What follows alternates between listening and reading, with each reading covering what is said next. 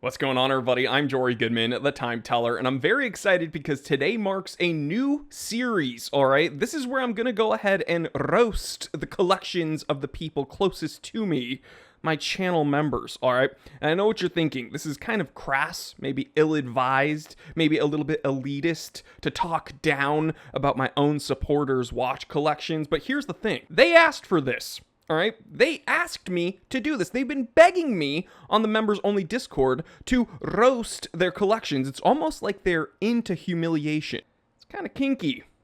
So if you want to become a channel member and join the ranks of my certified T3 bots, then please go ahead, click the join button next to the subscribe button. It's like $4.99 a month. The price of a cup of coffee gets you access to that members only Discord, and you can join in to conversations like this, and maybe one day I will roast you. It is 12:57 p.m.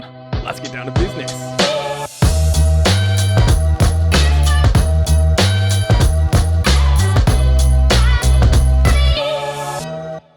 Okie dokie, guys. So today, for the first ever T3 roast, we will be roasting one of my channel members, certified T3 bot, Jordan.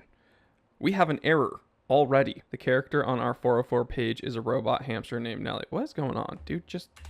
It's almost like, uh-oh, we lost internet? Hell yeah, time to play the game.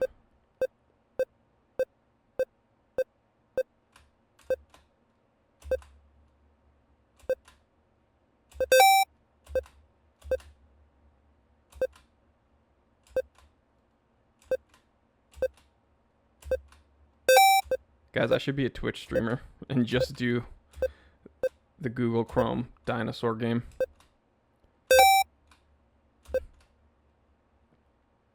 Oh man, it reconnected.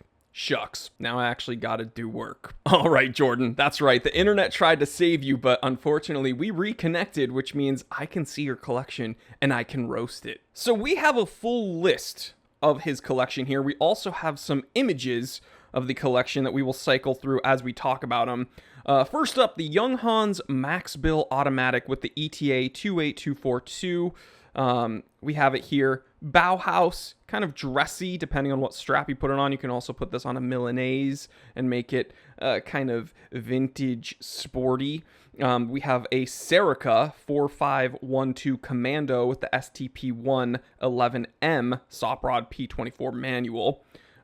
We have this, which is this Pauline Glasgow, also kind of Bauhausy in design, honestly. We have this Timex T80 Rainbow. We have a vintage Omega Seamaster with a Day-Day integrated bracelet. Very, very nice. We have a G-Shock Mini 3390 with a negative display. Here's something you don't see every day, which is a NIXON, the Staple Red. Interesting. Not a G-Shock. Almost like a DW5600 on steroids. We have a Mondaine, another Bauhausy design here. Very interesting. We have a very old Casio. We have another old Casio. We have this, which is, I believe, a NIXON Geek 2. We have this, which is the vintage Casio F91. We have a Boulder Expedition Mount Sinai on a brown leather strap. We have this thing, which is also Casio Futurist LA2000D. We have a NIXON Regulus. The module swapped from negative to normal. We have a Boulder Expedition reissue. So this is the version 1 reissue, the Karakum. And then we have a Seiko Ripley. Very cool. And we have a Baltic Aquascaf. So this is a very interesting group of watches, all right? And some of you viewers at home might be kind of seeing a theme within the collection. You might be putting 2 and 2 together with, oh, he really likes this brand, and I'm seeing some more of this brand, and there's a few double ups over here and this and that.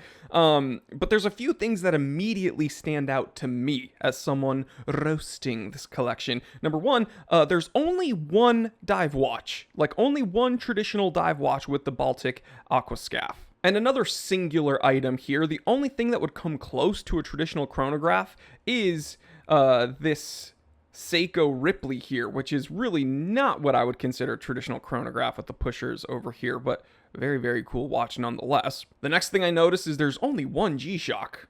Like, for a watch collector to only have one G-Shock, that's insane and impressive. Another thing I noticed is while this dude has numerous retro Casios, he also has a few NIXONs, which are not really commonly spoken about within the watch collecting world. Now here comes the roast. The fact he only has one G-Shock is confusing. The fact that he only has one G-Shock and multiple NIXONs is actually offensive. And the fact that he has only one G-Shock along with multiple NIXONs, and the only G-Shock he has is one that I don't even like, that's unforgivable. The next thing I'm gonna roast is the fact that he has 3 Bauhaus watches, alright? I don't like Bauhaus design, it's a bit too sterile, kind of boring, ugly in my opinion. Now, 2 out of the 3 are kind of the only 2 Bauhaus watches I would personally wear, the Mundane and that Junghans Max Bill Automatic.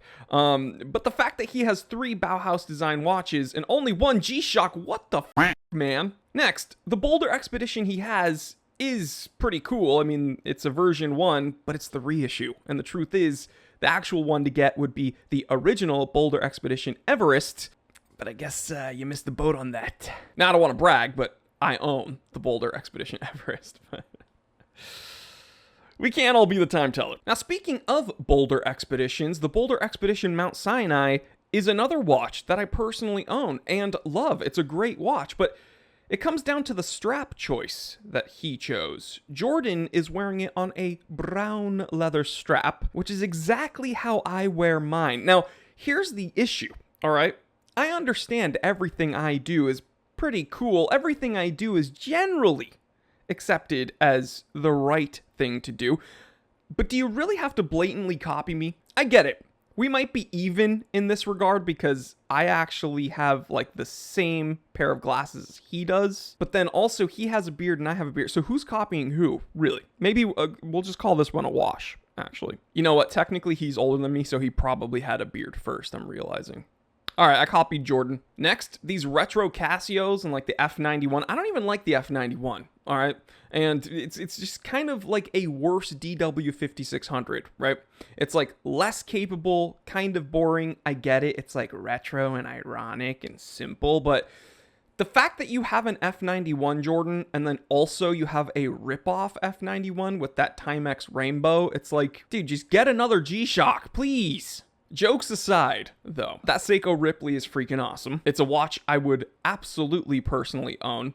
The vintage Seamaster is one of the coolest watches in your entire collection. I've actually owned a Seamaster that is very, very, very similar, has a different case shape than that, but integrated bracelet, same era. Jordan owns 3 of the best field watches on the market right now with the Serica and the 2 Boulders, so that's awesome. The Mundane, even though it's very Bauhaus, it's actually a really cool watch, and that's one I would actually personally wear. And finally, although I don't really like NIXON watches, and it's not really a watchmaker that a lot of collectors tend to shine a light on, those Regulus variants are actually pretty cool. So I gotta give you props, man. You have a very cool collection. And there you have it, guys. The first T3 roast in the books. If you want to join in the conversation, please click the join button next to the subscribe button and become a certified T3 bot. Jordan, thanks so much for kind of, I don't know, opening yourself up to some criticism here. It was all in good fun. You have a very impressive collection. Enjoy it and wear it in good health. All right, guys, I will catch you on the next one. Stay happy, stay healthy, stay blessed. I'm Jory Goodman, the Time Teller, and always remember, I didn't invent time. I just tell it.